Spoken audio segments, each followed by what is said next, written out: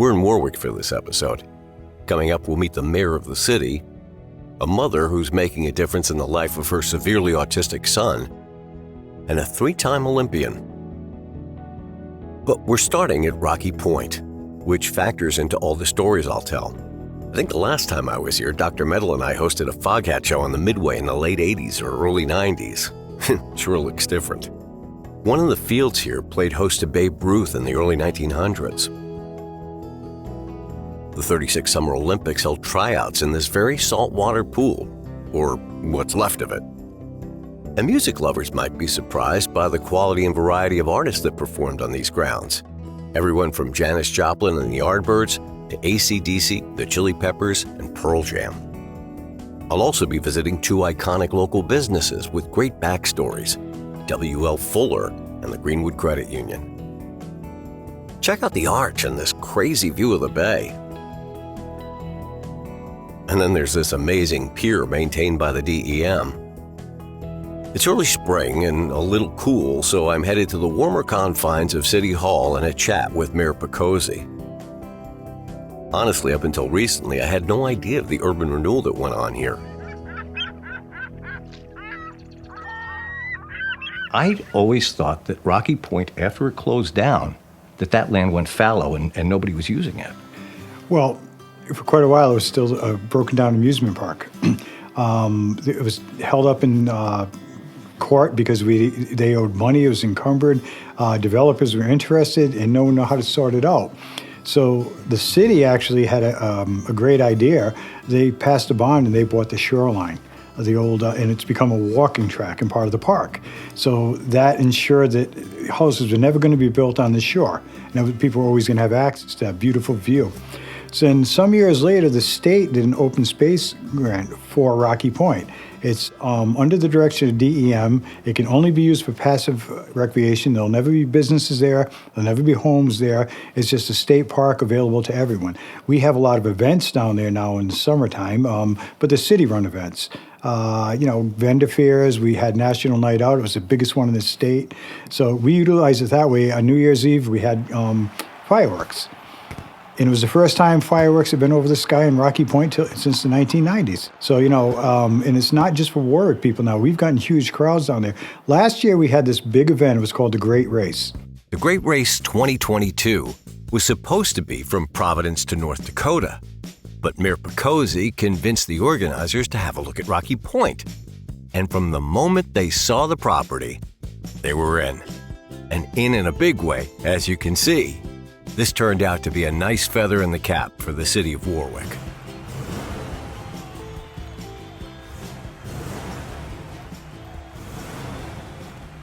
Warwick's, got about 83,000 people, but we're Mayberry. We all know each other. You never move away. My childhood friends still live here. I see them all the time. And Rocky Point's just precious to us. But people from other parts of the state are coming there too now. At approximately 120 acres, this is prime real estate for all Rhode Islanders to enjoy, no matter what town they're from. Well, it feels like the infrastructure down there is really very secure. I mean, the in and out was simple when I was down there the other day. Yeah, it is. And when we have events, the police take over. They come up with parking plans because there's only roughly 600 parking spaces. And when we have a large event, that's just inadequate. So we park them on the roads. We keep everything, straight and safe. And the police are there, directing traffic everywhere. So we make it as good as we possibly can. But like I said, we got shoreline access, and that probably made that property worth far less to any potential developers because, they wanted waterfront, oceanfront. I can't imagine. That's the best view in the bay is right there. Yeah. I mean, on a clear day, you can see the Newport Bridge, you can see the Jamestown Bridge, you can see the Mount Hope Bridge. I mean, you can see almost all of lower and upper Rhode Island from there. It's a beautiful view. So imagine having a big condo there. Those would be $1 million condos, but, you would have not had access to Rocky Point anymore. People would be missing out on that shoreline there. It's a beautiful vista. It is. And it's a partnership where all 3 parties, the state, the DEM, and the city, are working together for the greater good. Oh, yeah, you'll see hundreds of people. Police department do it. They have vendor fairs. Then they have touch-a-truck events, and they have fire trucks and police vehicles that the kids can go look at. Given the chance, I asked the mayor where he'd like to see Rocky Point long after he's gone from office. I'd like to see it remain mostly like it is. Yeah. I'd maybe a few more benches down there, maybe a big gazebo, something like that. But I just want it to remain passive recreation, which it actually has to, because that was the bond. But I wouldn't want people camping down there. And like I said, we've been approached about concert series throughout the summer. I don't want that. There's a lot of surrounding neighbors there, and it would disrupt their lives. Mayor Picozzi grew up in Warwick since the age of 8 and right next to Rocky Point. And I've lived here, and this is where I'm going to die. I love it here. Do you have a particular memory of your own from Rocky Point? We were there every night. We didn't have to pay because we knew the people that worked there. We knew the managers. We knew the owners at the time. What a gig. Oh, yeah. All of my family worked there. Me and my brothers, at some point, all my friends did. We'd have summer jobs. That's where we spent our summer, Rocky Point. So it's in your blood. Oh, it is in my blood. I mean, it means a lot to me. Like I said, we went in a ride. We just go down there. I used to play the Keno game, and pinball in the arcade. Aptly, the mayor gives credit to previous administrations for saving the shoreline. The city, the state, even his brother, the former DPW director. John Howard from the Warwick Beacon, he's a publisher of Warwick Beacon, he had a lot to do with that too. There's a whole Rocky Point Commission, and then the legislators that put it in. I mean, there's a lot of credit to share. A lot of people worked hard on it to save it for people, and it worked out. I mean, it's one of those rare occasions where everyone said, this is a good thing, let's do it. There wasn't much opposition. I don't think neighbors were opposed at all, because the alternative was they were going to put, condos and high-end houses in there. More traffic on the streets. You had to improve the infrastructure there because it's very old. You would have had to have sewage and all that. So it couldn't have worked out any better than it is, and I like the way it is, and I'd like it to remain that way. Coming up, I'll talk with 3-time Olympian Elizabeth Beisel, who currently is the only woman to swim from Matunic to Block Island to Long Island, or New London to Block Island. Give that some thought, and I'll tell you the answer in just a few. But first, let's learn about one of the cornerstones of the Warwick business community, the Greenwood Credit Union. We try to make an impact on people's lives that they feel like they want to continue to bank with us wherever they live. And while we try to do that in a face-to-face basis, we're also able to do that through our digital platforms. And so we as a credit union have a wonderful opportunity to take care of our shareholders because they are our customers. Right. Yeah. Like me, I've been a member for over 30 years. We have 4 core values that all of our employees live by. And if you had to sum up those core values with one word, it would be caring. And they really, really care about our customers. This year marks the 75th anniversary. It started way back in 1948. Some local people really felt that what was missing was a locally based financial institution that understood the needs of the local community.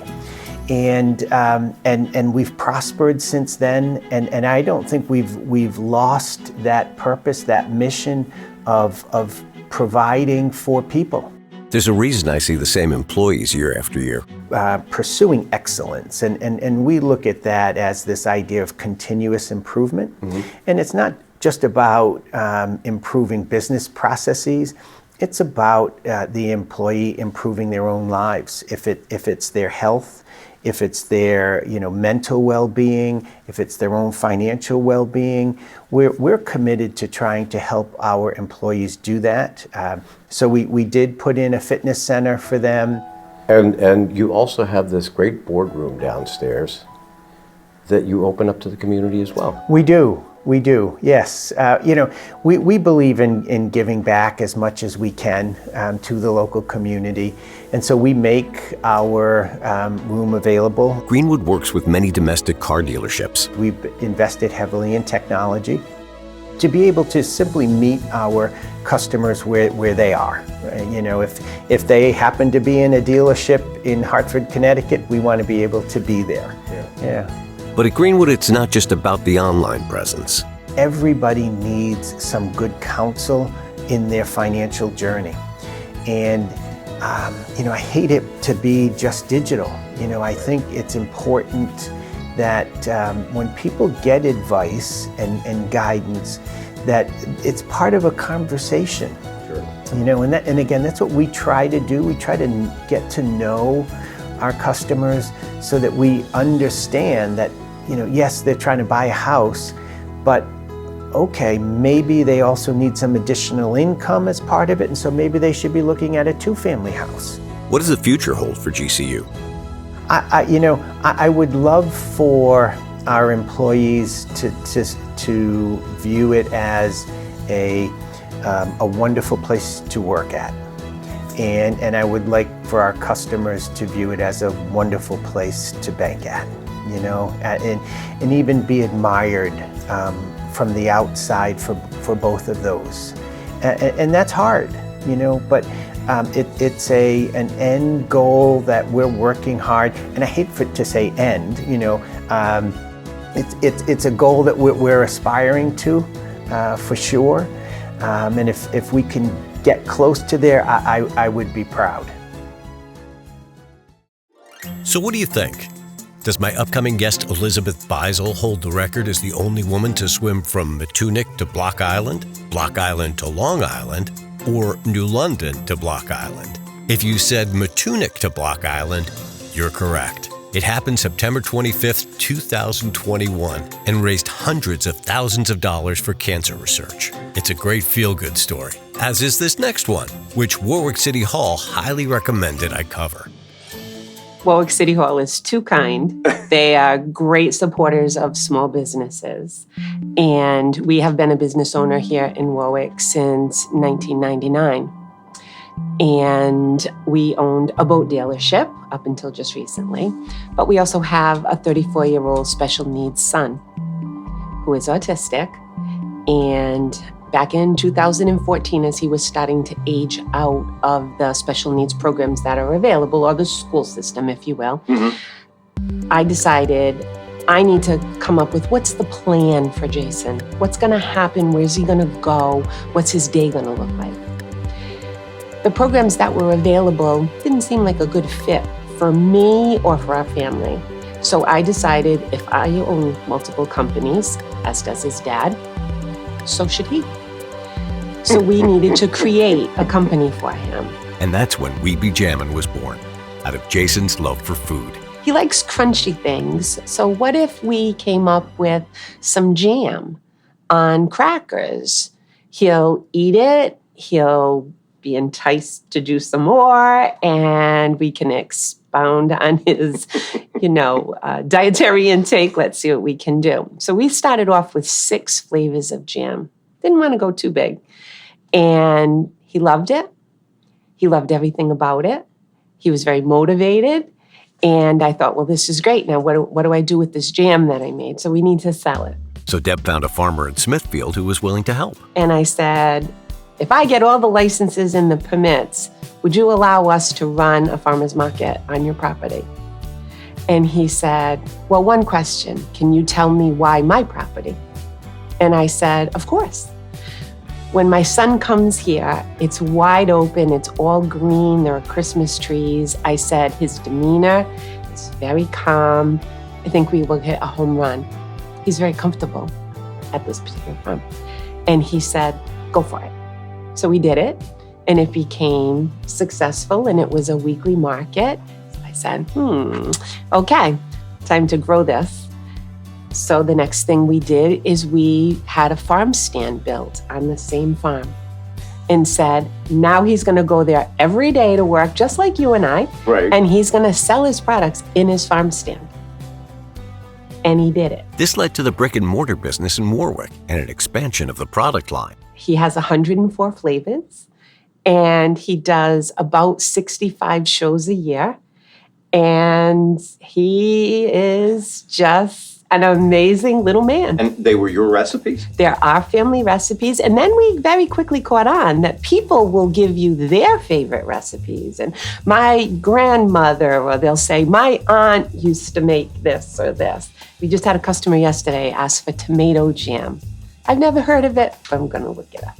Slowly, Jason's joyful personality and signature fist bump were starting to make him a bit of a local celebrity. What you want as a parent of a child with a disability is for them to be like everyone else, to the best of their ability. So with Jason, he has those qualities. You just have to pull it out of him, and you needed to create it. You try to give him the tools you've got and work with what you have and see what you can create for him. So he's for a child that's very autistic, who should not be, socially active. It's not usually something they're very good at. He's very social. He's a very social butterfly, very charming, very much enjoys being out in the public, and we enjoy him being out in the public. And if he's going to be the stepping stone for another family to say, what if? Or my child enjoys doing this, or I wonder if, then I want them to look at him and say, it can be done. And since this is a show about Warwick, how is the city factored in? When we brought the business to Warwick, Warwick is a very welcoming community. They're very supportive of small businesses. They're very supportive of individuals with disabilities. And they've been there and supported him and been his biggest cheerleader. And look how far he's come. With 4 additional support staff, Jason has helped through his days. But because of his autism, Deb has become a huge supporter of the Warwick Police Department, especially the K-9 unit. Having very limited verbal skills and being able to wander, that's not a good combination. If they wander, for whatever reason, by accident, something catches their attention, you're not going to call Domino's. You're going to call the police department. And the police department isn't going to send in the SWAT team or traffic. They're going to send in the dogs to try to find him. Yep. Or any individual who goes missing. We Be Jammin' is a social enterprise company. The mission is to give back. By hosting events, money is raised. And as is the case in Warwick, much of the funding goes to the community division of the Warwick Police. We continue to support many departments. We love our boys here in Warwick. Again, can't say enough. Warwick Police Department is amazing. They recently brought in an autism vehicle that goes in and about the community and has information for families. They have some fun little activity things in the vehicle as well. And that, as a parent, for a business owner and a parent of a child with special needs, it's just huge. It's just huge. And they did it because of him. They did. That's crazy. They did. See, that's the special part of this story, is that it only takes one. It only takes one. It takes a village to raise him, Right. But it only takes that one. There's no ceiling on where he's going. There's just not. There's just not. Watch for him on Shark Tank. Warwick has some ties to Hollywood. Do you know which famous actor was raised but not born here? Was it Ben Affleck, Matt Damon, or James Woods? But before I give you the answer, we'll give you the scoop on a local business that's been helping contractors, woodworkers, and so many other people for nearly a century, thanks to one special family, the Fullers. My grandfather started the company back in the 30s. He was an amateur boat builder, and he was drilling and driving screws, and he was having a problem splitting the material. So he thought if he could make a tool that would pre-drill for the screw, then he would save a lot of time and avoid all that work of trying to hide the splits and fill the splits and sand the splits. So he took to a grinding wheel and he invented a 4-fluted countersink. Which is crazy. Very Because most crazy. people don't have those kinds of skills that they can just say, oh, I'm going to go invent something today. So how did it progress to a business? Well, that was my dad. That was your dad. Dad graduated high school in '45 and he started manufacturing products, and he would get calls from customers and they were in the need for some other type of tool that would do something to save them time, and he would come up with a product. For Deb's dad, it was truly necessity as the mother of invention. We have now multiple lines. We make over 450 products through our customers' input and through our experience and drive to get a tool that works for them to cut properly in whatever material it is that they need us to cut in. So I'm the 3rd generation and we have the 4th generation.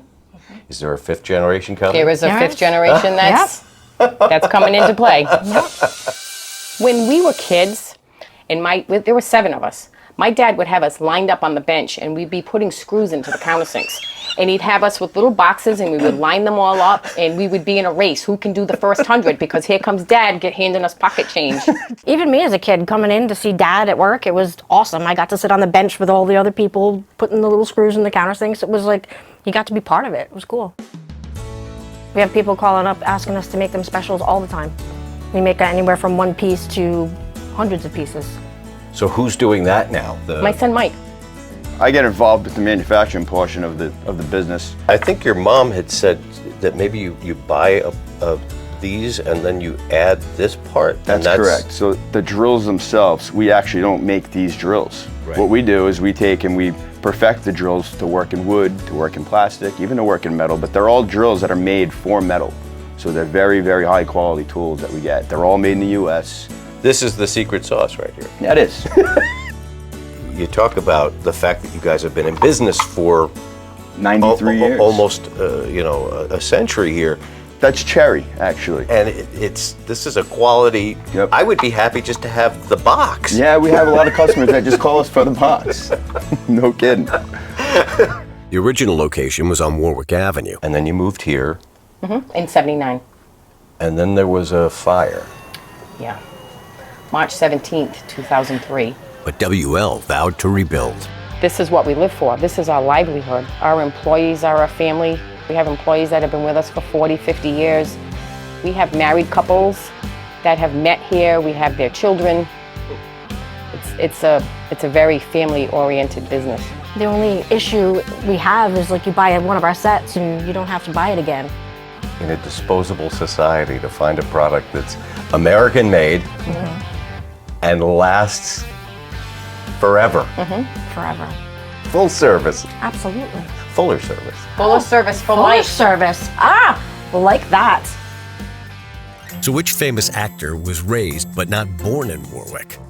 Was it Ben Affleck, Matt Damon, or James Woods? Yep, it's James Woods. I used to rent videos from his brother Michael's store on Post Road and occasionally see him there. That was a long time ago.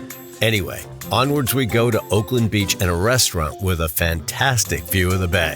There we'll catch up with Elizabeth Beisel to see what she's got brewing in Warwick. We're hosting a new series of camps called Emerge Camps, and they are a youth life skills camp for ages 10 to 14, and they're going to be held here in the city of Warwick at 3 locations, and we're really going to focus on making kids more well-rounded and teach them things that they're not necessarily learning in a traditional learning environment.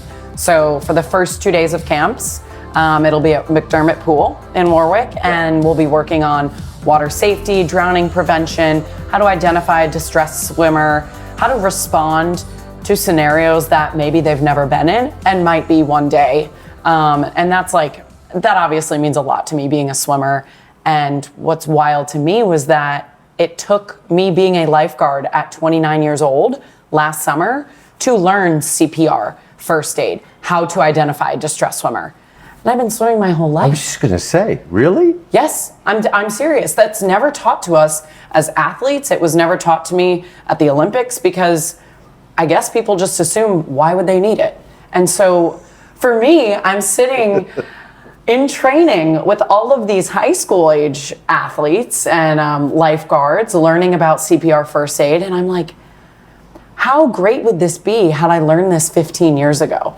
And so that's part of what we want to do, at least with the water portion of the camp, is give kids these skills that they will inevitably carry on with them throughout the rest of their lives. We're limiting phone time, we're going to take away their devices, and we're going to force them to be present and do this.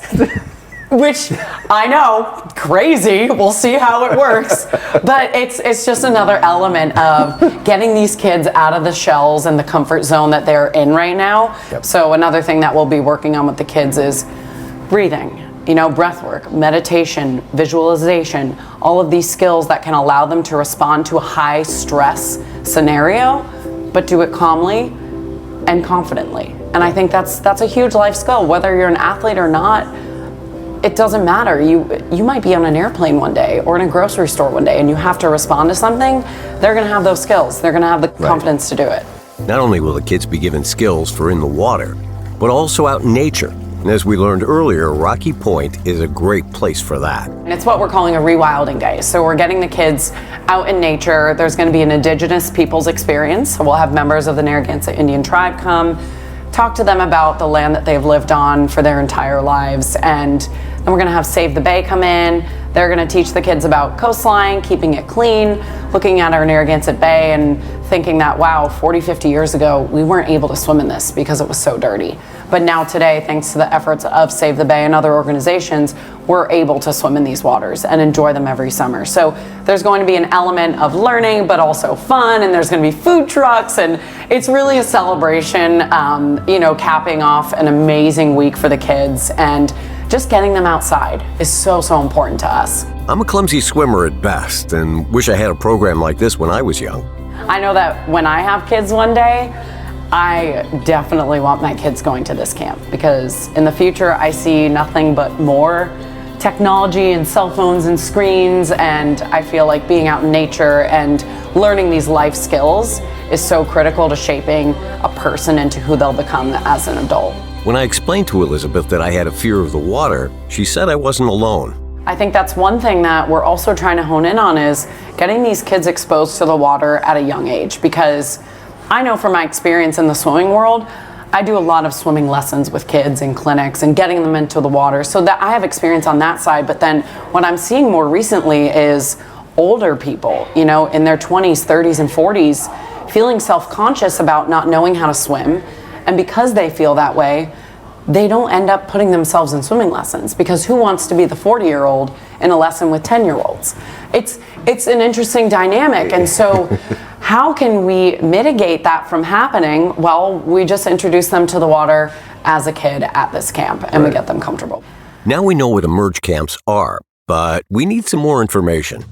And they'll be held the first 2 weeks of August, Monday through Friday. And again, everything is in Warwick, so the first 2 days are at McDermott Pool, the second 2 days are at the Event Factory in Warwick, and then the last day is at Rocky Point. Everything is centrally located in Rhode Island, which was our goal, and we've been so fortunate to have the city of Warwick back all of this. The support of the mayor, we've had so many corporate sponsors. It's just been a really beautiful merge of private, nonprofit, town, city, all of these entities coming together for one common goal, and that is just to make these kids better and give them more confidence and allow them to blossom into what they can be one day.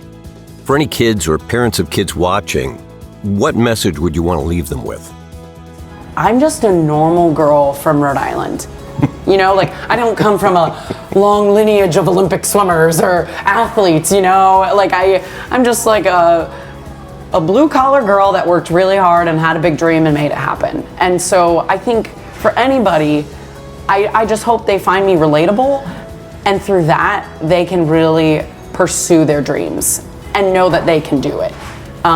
Because I think if you told 7-year-old me that I was actually going to go to the Olympics 3 times and win Olympic medals, I'd be like, that's really cool, but I don't believe you.